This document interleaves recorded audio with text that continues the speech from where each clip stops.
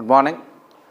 This is Professor Ramanandan HS, Department of Mechanical Engineering, Maharaja Institute of Technology.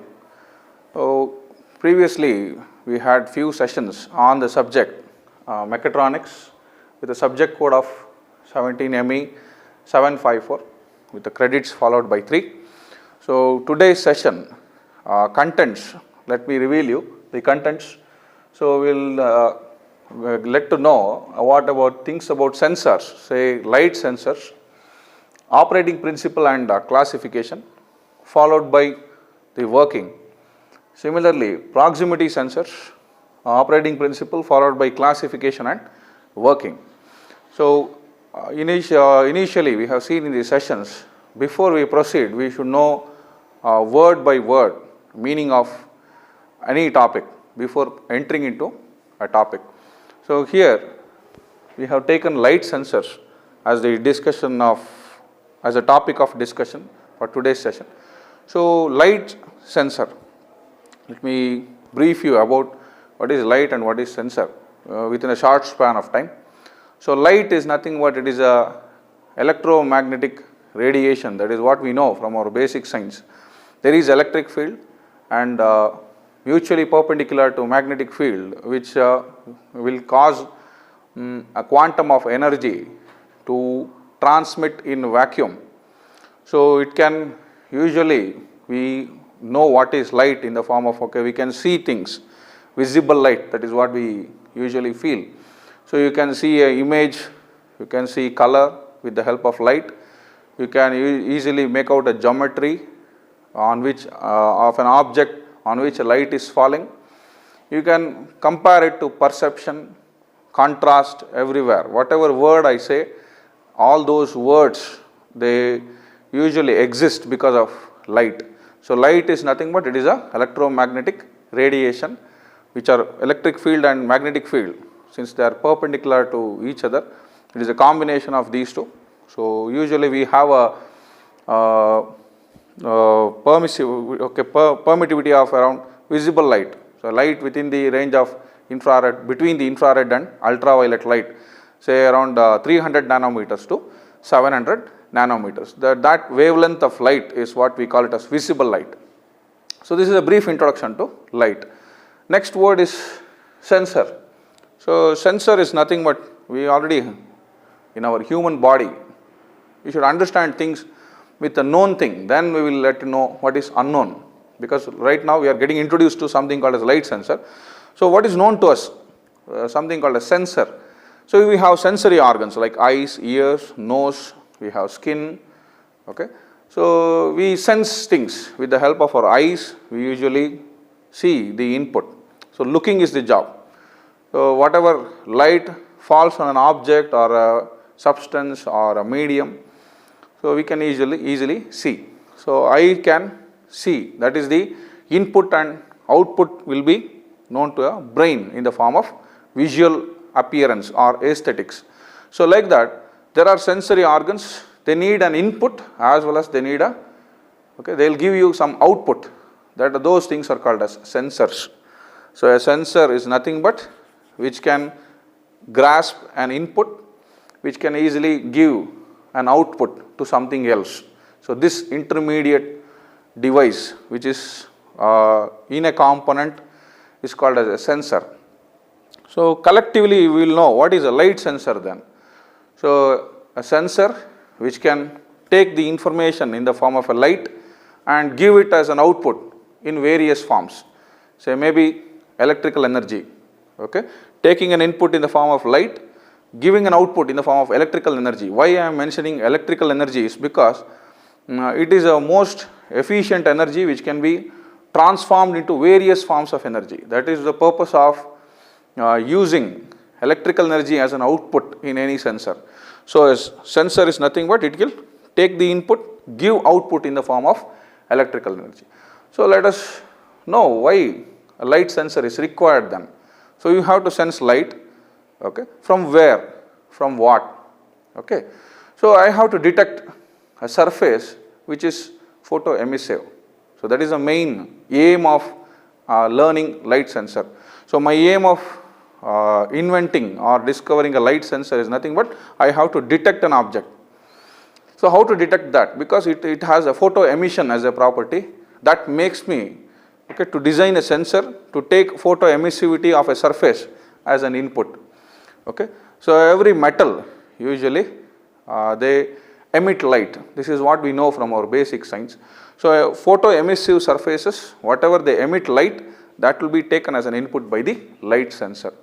So this entire light sensor concept is based on photoelectric effect. That is what I have mentioned here, because photo, you already know, it is nothing but photons, quantum, in terms of quantum physics we measure. So electric, this is the output, photo is the input, electric is the output. These two will cause us to interact and give us the photoelectric effect. So this behavior we usually see in every metal, okay, as well as few non-metals and elements.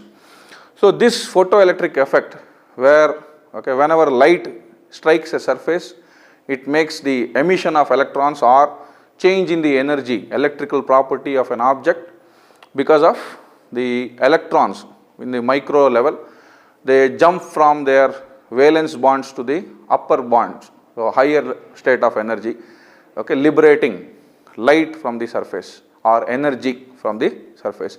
That effect is called as photoelectric effect. Whenever light strikes a surface, it emits energy in the electronic level. So basically atoms, electrons. Okay. So that principle of physics we will adopt in designing a light sensor. So this is the operating principle. That is what I have mentioned. There can be three types. Okay. There can be three types in photoelectric effect. So photo emission is one. So you can see here photo emission. Then comes photoconductive and followed by photovoltaic. So we will go one by one. So photo emission, I told you, go with word by word. Photo we are already familiar. It is nothing but light emission. Okay, incident light or emitting light. As an input, we will refer to as input. Photo is the light is the input. Emission is the output. So emission is nothing but the electron is getting emitted. So based on this, we have taken one example here, photo tubes. Okay, first type is photo emissive sensor, PES in short, whatever I have mentioned here. So emissive sensor is the first type of light sensor based on photoelectric effect. You can see the components here, individual components. There will be from outside to inside we will proceed. So external will be the evacuated glass tube or quartz tube, okay, because light should be passing through the glass tube. It will allow light to pass through. So that is the main purpose, and vacuum is there inside because light shouldn't scatter. Okay, it will there should not be any interacting particle for the light between inside the glass tube. That is why it is evacuated. There is a complete vacuum, and inside there are two electrodes mounted. One is anode and one is cathode. So whenever light strikes on the cathode, okay, I already told you, because a photoemissive surface, whenever it is coming near the sensor, so the light whatever is emitted by the photoemissive surface that strikes the cathode. So cathode, okay, it is rich in electrons. Okay. So those electrons will gain energy from the incident light of photons. So they start emitting the electrons from cathode to anode. So there will be emitting of electrons from cathode to anode. So this is nothing but there will be sense of, okay, there will be change in the electrical property of the material because of the flow of charges from cathode to anode. Since the incident light photo is making the emission of electrons, it is called as photoemissive type of sensor. So I hope things are clear to you. So this is about photoemissive sensor based on photoelectric effect, and this first type of classification is called as photoemissive sensor. Second classification under light sensors is photoconductive based on same photoelectric effect. Already told you, go word by word, photoconductive cell. So photo is nothing but already you know, it is light, incident light. Conductive, so you know that electrical property are nothing but there is conductance, inductance, you have resistance, capacitance, so on. So we are using photoconductance here. So the ability of any material to conduct the charges or energy through it is the meaning of conductance. So photoconductive cell. So you can see as an example here, usually there are metals and alloys which have the capability to conduct the current efficiently, or there are poor conductors. So you can use them depending upon the application. So here in case of photoconductance, we need poor conducting material, because whenever light strikes the sensor, they should become a conductor. Okay. Initially it should be an insulator. Whenever light strikes as an input from the photoemissive surface, the sensor material or for example here cadmium sulfide, whatever you are seeing here, it is a poor conductor. So whenever light strikes these two electrodes, usually they are made up of tin or indium alloys, etc. Okay, whenever light strikes the from the photoemissive surface, okay, the substrate, the cadmium sulfide will become the photoconductor. Its resistance drops and it becomes a conductor, and the current will flow through the circuit. That is what we have shown here also, same sketch with the same convention. So whenever light strikes on the ceramic substrate, usually we use cadmium sulfide, lead telluride, many type of material with a tin and indium as the electrode. Since it is a poor conductor, the incident light will cause the change in the electrical property of the poor conductor. It will make it into a conductor, so that the current will flow in the current sensor. This is how the light is taken as an input and electrical property is given as an output in the form of conductance. That is why the name of the sensor is photoconductive cell. Okay. So third one, the classification is based on voltage. So we have seen emission, we have seen conduction, and third one is voltage. More or less the same effect studied with the help of different property of electrical energy. So here voltage is the output. So potential difference basically. So light is taken as an input from the photoemissive surface. For example, in case of photodiodes, phototransistors, photomultipliers, we use this principle of photovoltaic cell. Incident light is an input from the photoemissive surface. Change in voltage, potential difference, that is what we say. Negative charges and positive charges which are accumulated at a certain distance will create a disturbance in the system, say potential difference. That is what we have studied in our basic science. So that is taken as an output from the sensor. So such type of sensors which will take light as an input, give the potential difference as an output, is called as photovoltaic cell. So this is about light sensors. So which is based on photoelectric effect, where light is always the input from the photoemissive surface. Output may be emission, conduction, followed by voltage. Okay. So next topic, the topic of discussion is, this is for, I have told you, for a photoemissive surface. There are different type of objects. We are familiar with the materials. There can be metals, there can be non-metals, there can be insulators, there can be light emitting surfaces, light absorbing surfaces. So for various materials I should design a sensor, or I should design a sensor for performing different application based on different materials. So I should know why I need a proximity sensor. Go with word by word, proximity, and we are familiar with sensor now. So what is proximity then? The second type of sensors, okay, followed by light sensor. Proximity is nothing but distance, nearby, okay, from the sensing object to sensed object. The distance plays a vital role here. So nearby, whenever things are nearby a sensor, it will detect the object. That is the simple understanding of proximity sensor. So here basically I can detect metallic as well as non-metallic objects, because they have the ability, okay, to usually in case of proximity sensor, we are using electrical energy as an input. So here there are various types. I already told you electrical energy, you can have properties like inductance, capacitance, magnetic field, optical behaviors with the help of electric field. So all these can be utilized to design a proximity sensor. So let us go one by one. So what is inductive how can inductance be used to design a proximity sensor to detect metallic or non-metallic objects which are nearby a sensor.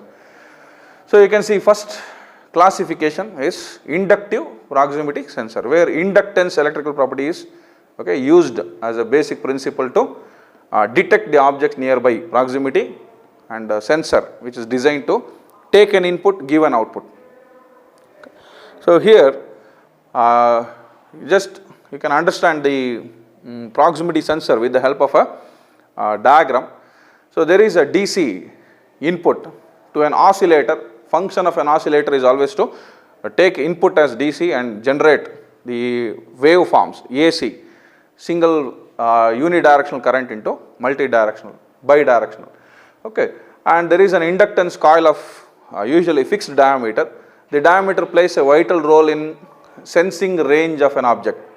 If you have a maximum diameter coil, you can sense the object at a greater distance. So that is the relationship between diameter of the coil and sensing range. That is what we have written as Sn, okay, subscript S subscript N.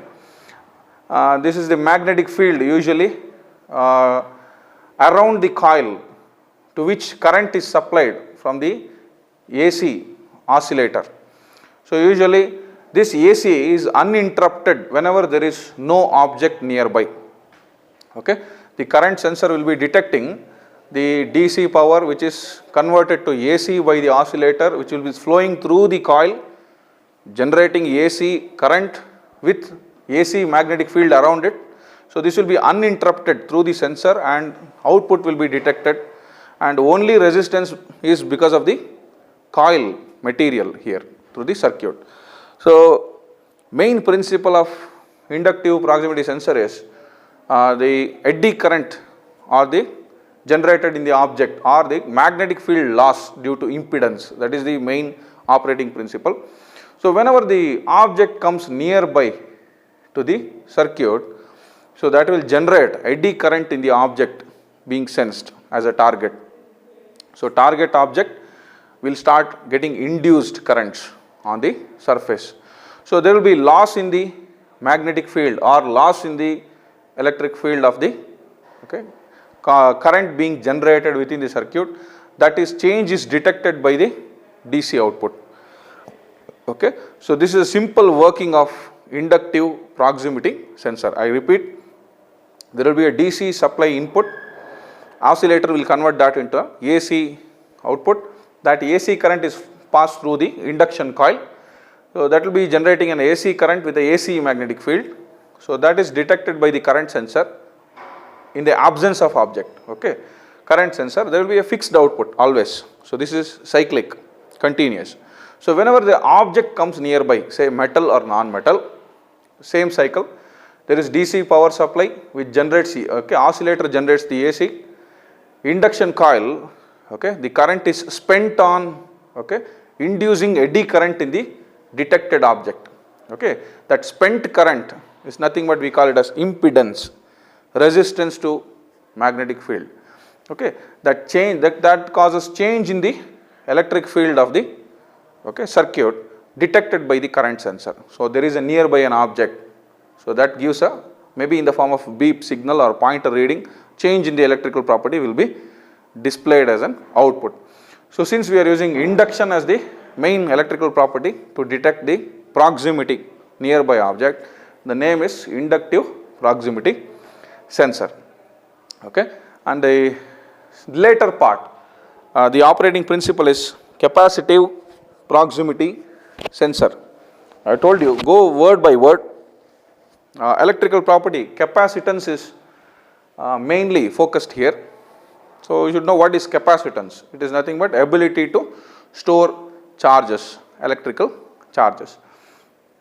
So here the dielectric constant of material plays a vital role. It varies with material to material. Say dielectric constant of air is around 1.0059. Vacuum is usually 1. That is what we take as a reference of permittivity of vacuum. Say it varies. If it is water, say it is around 80 is the dielectric constant value. If it is paper, it is 3.5 or 3.6 maybe. So that is a dielectric constant. So greater the dielectric constant, greater will be the ability to conduct the current, store maximum charges with it.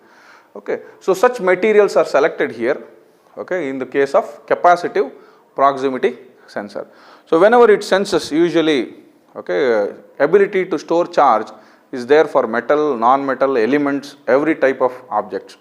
Okay. So it can detect maximum range of objects then, capacitive proximity sensor.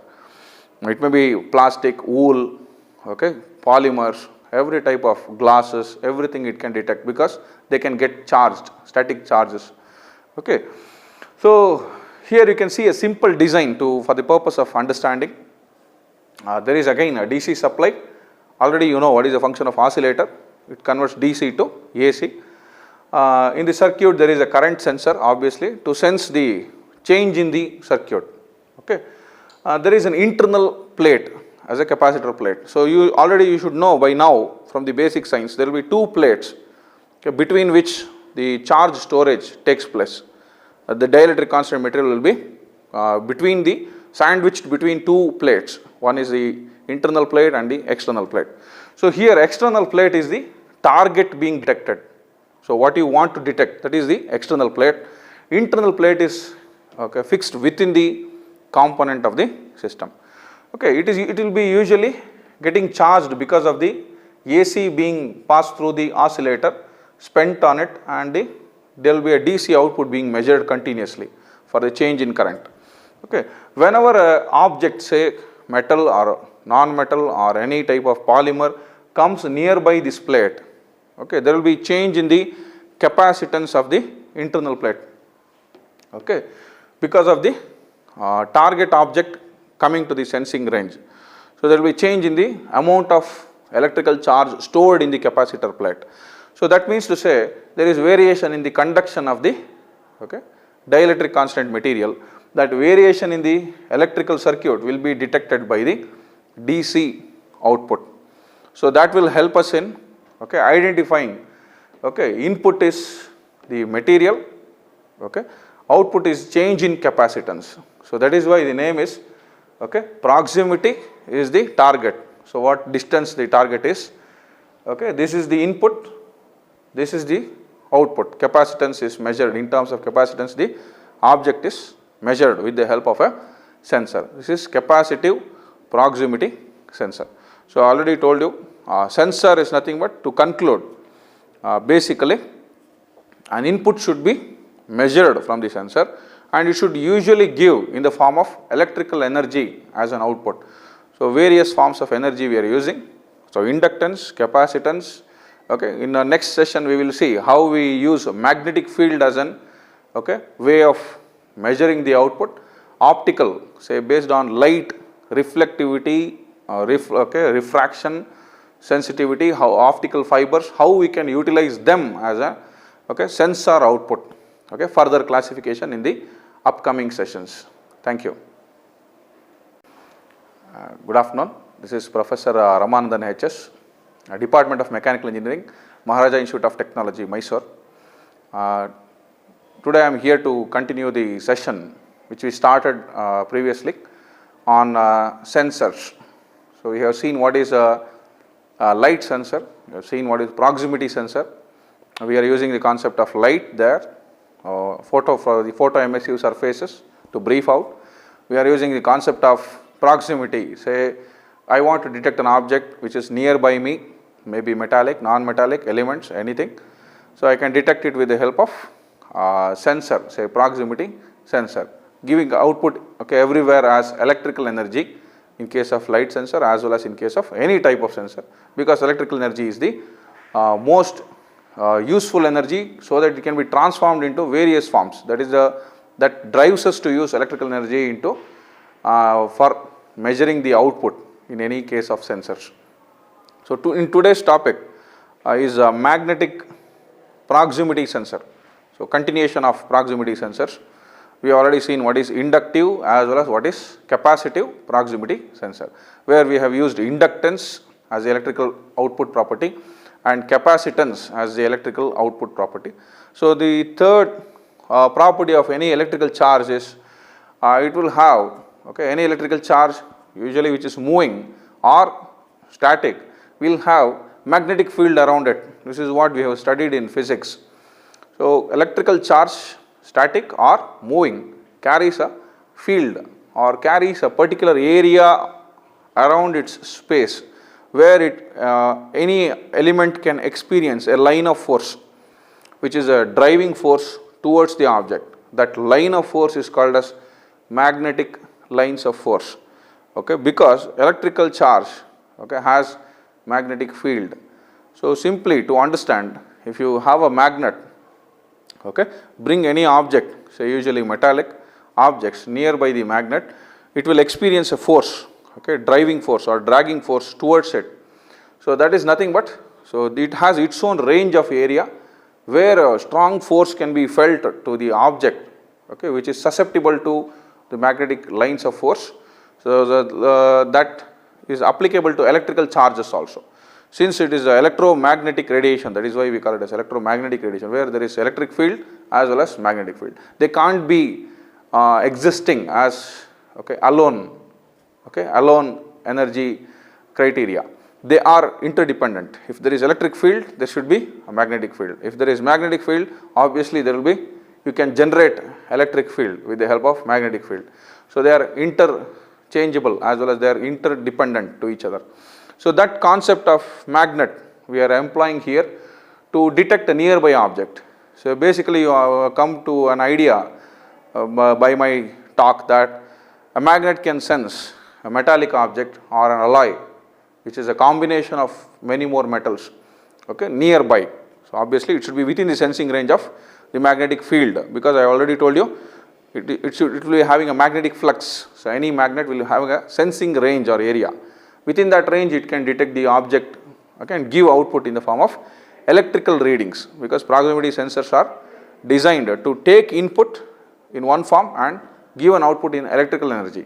So here input, because it is a magnetic proximity sensor, input is magnetic field, okay, and output is electrical energy. So you can see a simple circuit here with the help of reed contacts, okay. We have shown you the magnet with poles, dipoles, north pole and south pole. Usually the lines of force will be traveling from north pole to south pole. So there will be reed contacts, okay, which are usually connected to a circuit. There will be okay, they will be usually at a certain distance, reed contact. So here it is exaggerated. Usually they are very close by, separated by a small distance.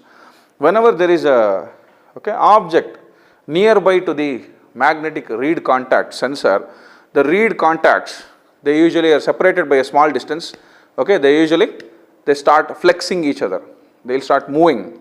The driving force of magnetic field will drive it so that the separated distance will get closed off now because of the magnetic lines of force. There is something nearby which is getting driven, okay, the sensed object. So that makes the reed contact to touch each other or flex each other and come into contact with each other, so that I will get to know, okay, there is some object which is having a magnetic field nearby me, there is a metallic object.